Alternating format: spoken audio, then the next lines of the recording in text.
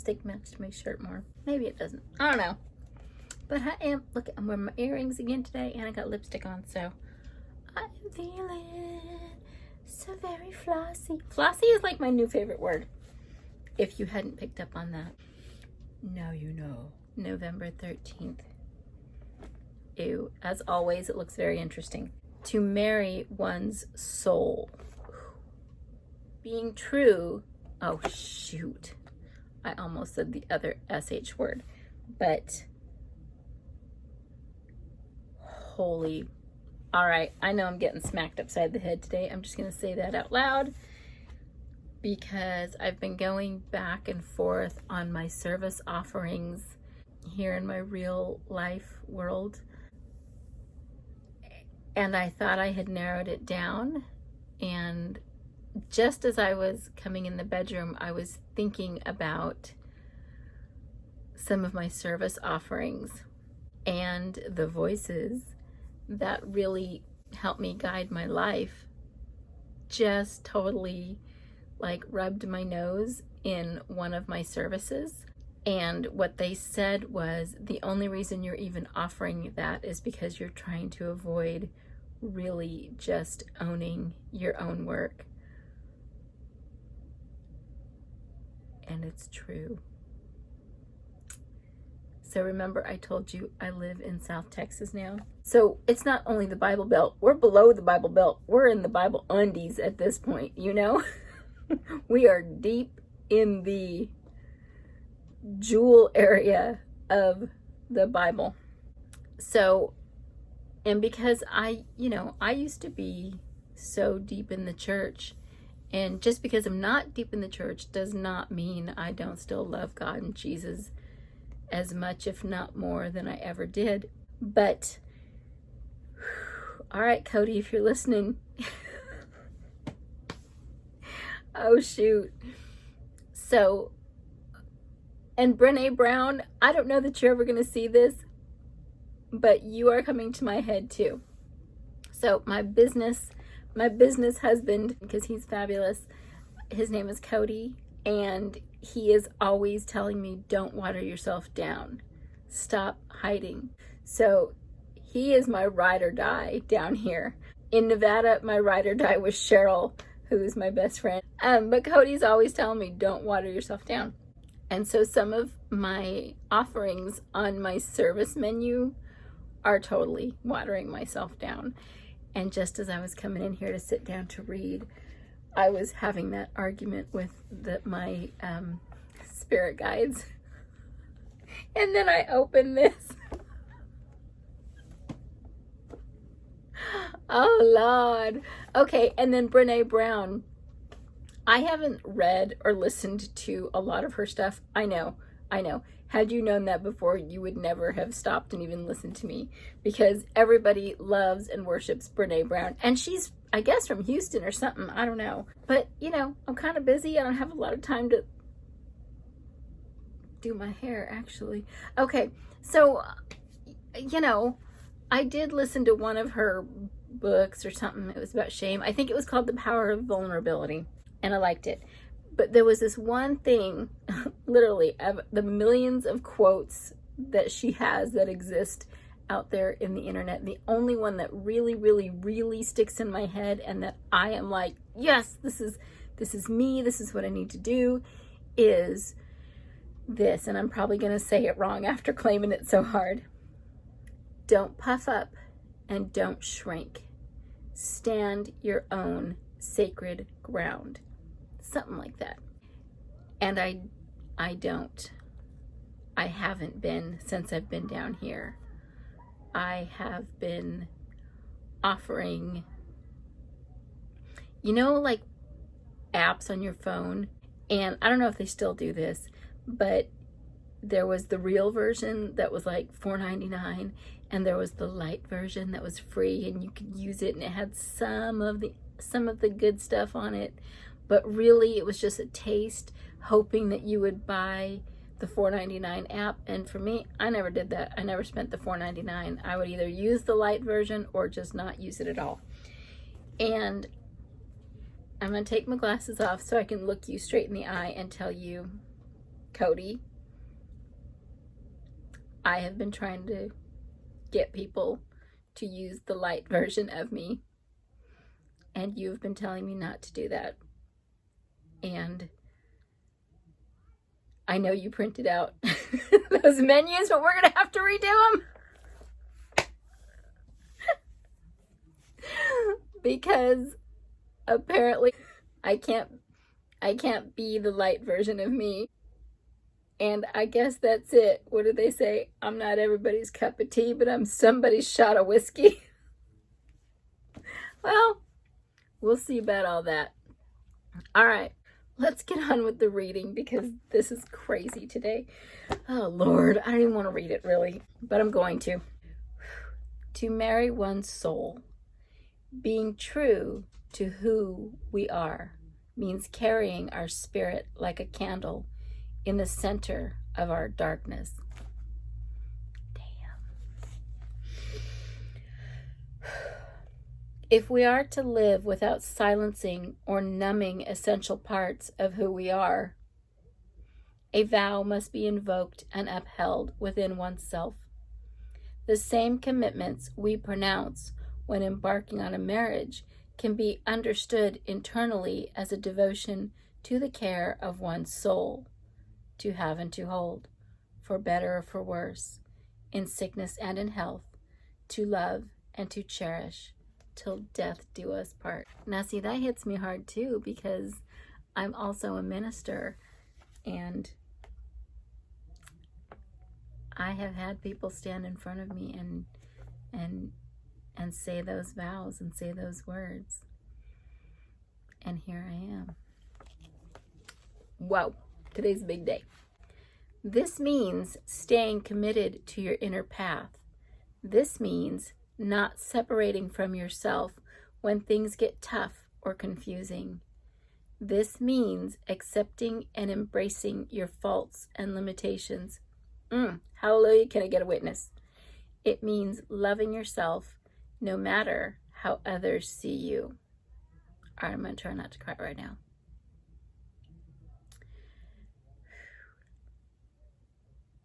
All right, I'm probably going to cry. Shit. Oh, sorry.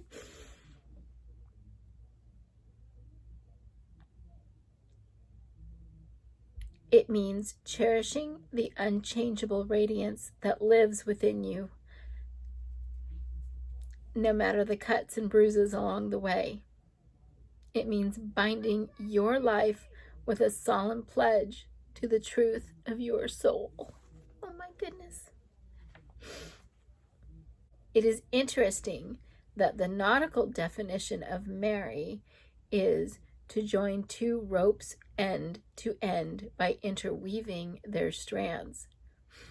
To marry one's soul suggests that we interweave the life of our spirit with the life of our psychology, the life of our heart with the life of our mind, the life of our faith and truth with the life of our doubt and anxiety. All right, I need a minute. Holy crap. And just as two ropes that are married create a tie that is twice as strong, when we marry our humanness to our spirit, we create a life that is doubly strong in the world. And now I'm gonna ugly cry. Oh no.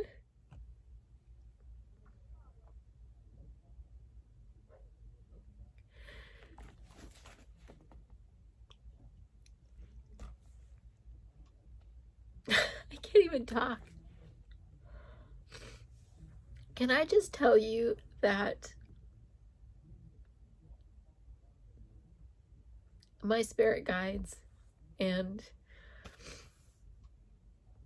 I don't even know what to call them. They're like a collective of other dimensional beings, I guess. I don't know. That sounds so weird, but it's true. They're there. And like I said, when I was coming in the bedroom today to sit down and read this to you, they kind of called me out. And then reading this, like, holy shit, guys.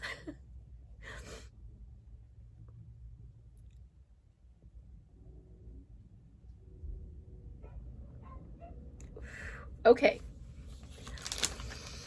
I'm gonna pull myself together and I'll be back in just a minute, okay? Okay, I'm back.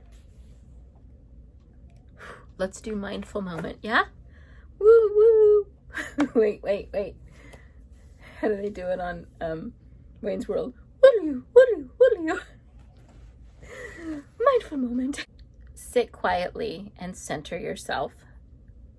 Meditate on the fact that being centered includes your confusions and worries, the way a lake is a home for many birds and fish.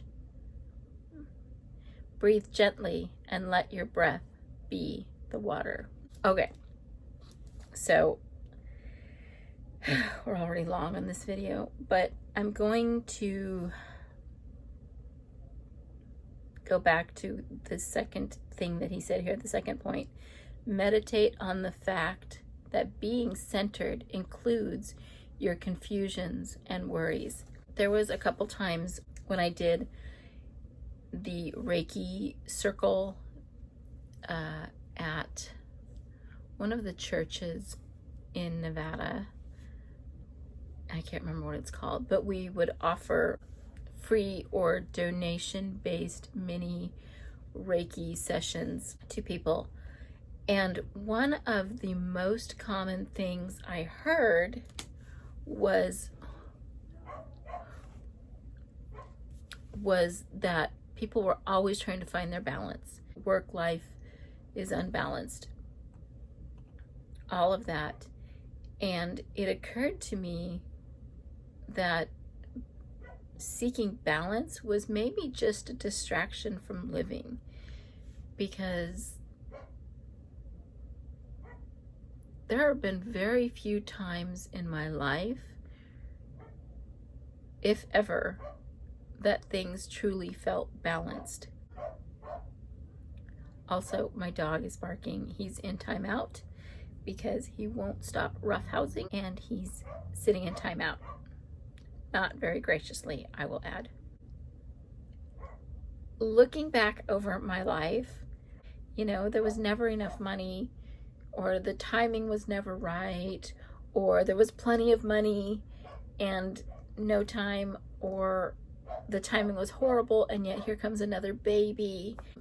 Interestingly enough, during all the time I thought would have been great, like during the 12 years I was trying to have a child with my ex-husband, there was plenty of times that would have been great. It was such a great time. I was so prepared. I was so ready, and no babies came. I had a couple that I was friends with, and they waited for the perfect time. They waited for everything right in their life to come together to have their child. And I want you to know that they were in their mid to upper 40s when they had their first child. And not that there's anything wrong with that, but the other thing that I noticed was not only were they old and they were tired and their health wasn't probably as good as it should have been, there was so much expectation on that baby once it came. Like, she had been born into a situation with parents that were extremely financially stable, and all of these things, their careers were great, everything was great. She was just this kind of unexpected, she was just a baby. And I think there was so much expectation put on her to complete that perfectness. I don't know. I think she just felt that. She seemed like a sad baby. And I didn't know her whole growing up, but during the time that I did know that family, she just seemed like she could feel the weight of their expectation on her. And so, I'll take my ragtag flying by the seat of my worn out jeans, feral children, dog barking in the hall, kid in the yard crowing like a rooster life that is completely out of balance at every given turn life over anything that I could have dreamed up before this moment. That's it. So my point in all that is to say that if you're out there trying to strive for balance, maybe just try to strive for good enough. Maybe balance is too hard right now. And even if you think about, you've seen the scales, you know, think about putting the stuff on there to balance those scales, how long it takes, and how you keep, you know, adding a little bit here, adding a little bit there, and getting it to balance.